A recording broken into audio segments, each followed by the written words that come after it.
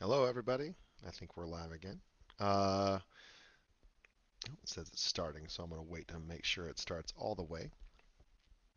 All right, I think we're started all the way now. Good day, everyone. Welcome back.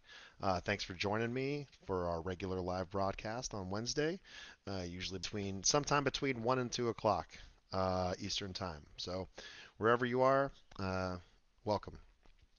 First, I wanted to say, hope everybody had a safe Memorial Day weekend. I know that Memorial Day is a very unique day for everybody that is involved in it. Veterans all deal with it in different ways too, and so I hope everybody had a safe and fulfilling weekend. But now moving past that, we're here today. I don't want to talk about Memorial Day too long. Uh, I would like to talk about a foundational topic for reinventing life purpose as a veteran. And quick disclaimer. This topic is a tough one to talk about. I'd say that, a lot of veterans may become hashtag triggered by this topic. So we were going to talk about vulnerability as a superpower. My discovery of it. I mean, I didn't come up with vulnerability, but how I discovered vulnerability and how it works for me. So I learned about vulnerability uh, when I picked up a book by Dr. Brene Brown, a highly esteemed researcher. Talks about all this kind of vulnerability and shame and things like that. And very quickly wanted to share one sentence from her book Daring Greatly um, on vulnerability and what it is. Our willingness to own and engage with our own vulnerability determines the depth of our courage and the clarity of our purpose. So, Dr. Brene Brown doing greatly. And I'll also quickly share what I think vulnerability is. And vulnerability is a values-based decision and action where the action is upholding a value more important than the result. And this is super important for anybody going through a life reinvention, but especially for veterans when you're trying to connect with something that gives you purpose. And if you refuse to be vulnerable to the world and to yourself and to anybody else, it's going to be extremely hard to connect to that purpose. So I have a few note cards to kind of keep me on track and add more substance and less pleonasm and less fluff to this broadcast. Uh, so what comes to mind when I think of being vulnerable? When you think of being vulnerable from different perspectives. So like the first perspective for a lot of my community and my audience is the perspective of a service member. And when a military service member thinks of the term vulnerability, they're not thinking how can I show up to the world. They're thinking something they need to protect and keep the enemy away from. So it's definitely very nuanced and contextual when you're talking about this. I'm talking about the squishy inside vulnerability, not the heavy armored outside vulnerability. And then if you talk about it from a civilian perspective, kind of the same thing in reverse, where civilians know you're talking about feelings, you're talking about the way you show up to the world, not necessarily talking about how you protect a vehicle or protect your unit.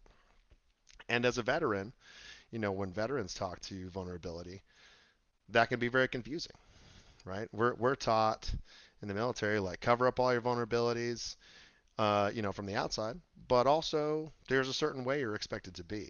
And showing all of your weak points and your buttons and maybe the inner workings of who you are can be detrimental in the military that uses guilt and shame to keep everybody in line. And that's not a judgment on the military. Like I totally respect and understand why they train the way they do.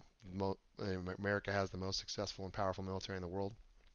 Uh, but as veterans, we're trying to come in and change the way we think about things. And vulnerability is one of those things. And so, like I said at the beginning, I learned about vulnerability when I really decided it was time for me to change, when my old ways were no longer serving me, time to leave my old career and jump into a new one and really follow my heart more. That's when I stumbled upon this. I went and checked out a whole bunch of books from the library that I had found on a reading list, a life coaching reading list, because it was about the time I was looking into life coaching.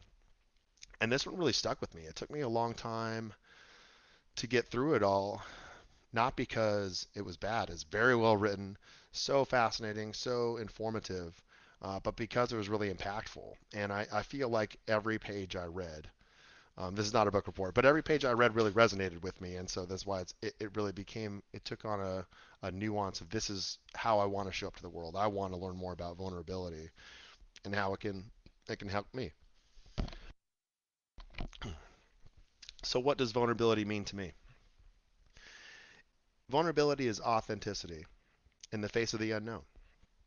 It is deciding that I'm going to make this decision. I'm going to put myself out there. I'm going to take this action, knowing that not everyone will approve. Not everyone will support me.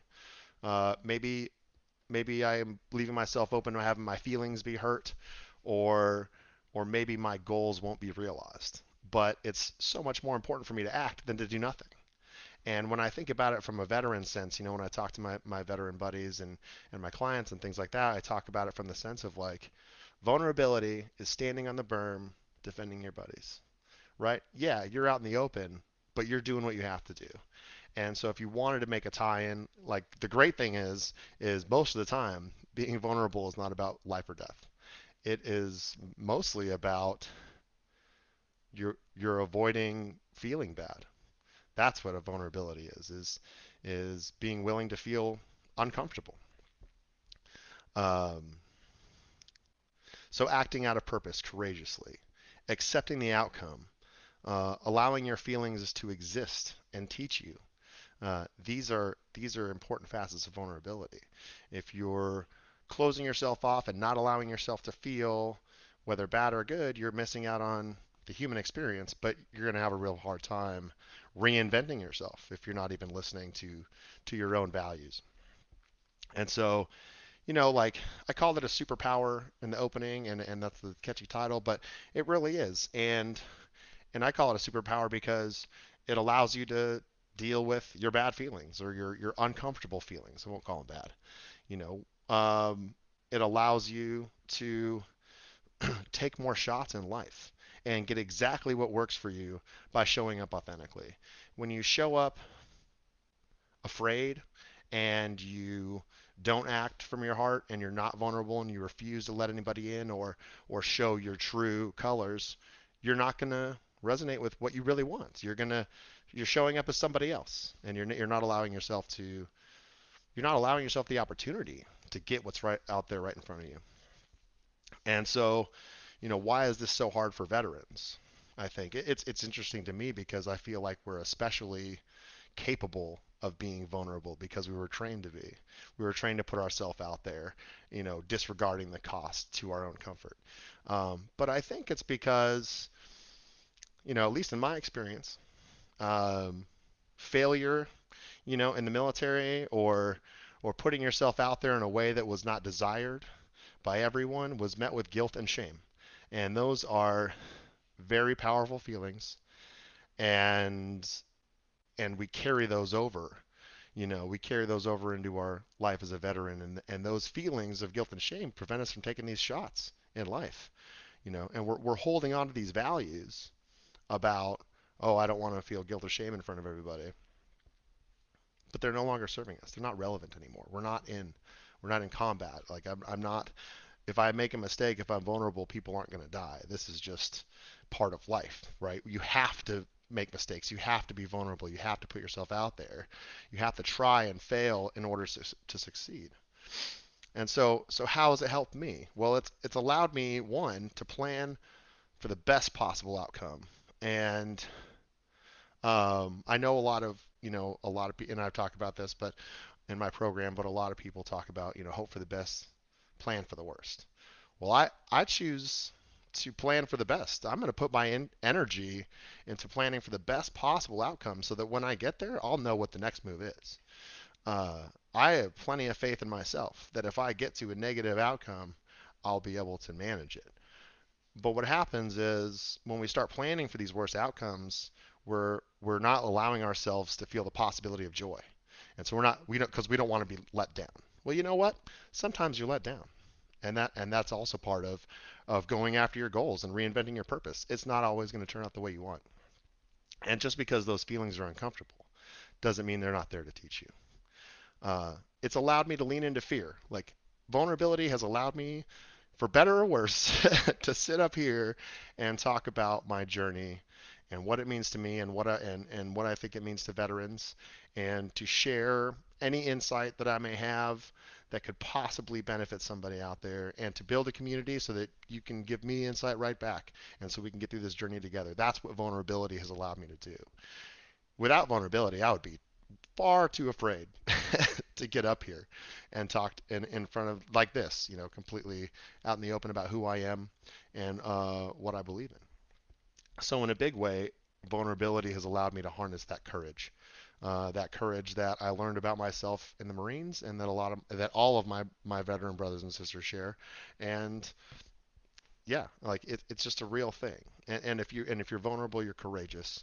And and lastly, and definitely not least, it's allowed for better communication, right? If I'm open to having uncomfortable feelings, it's easier for me to share what's going on with me, and that way those around me can support me.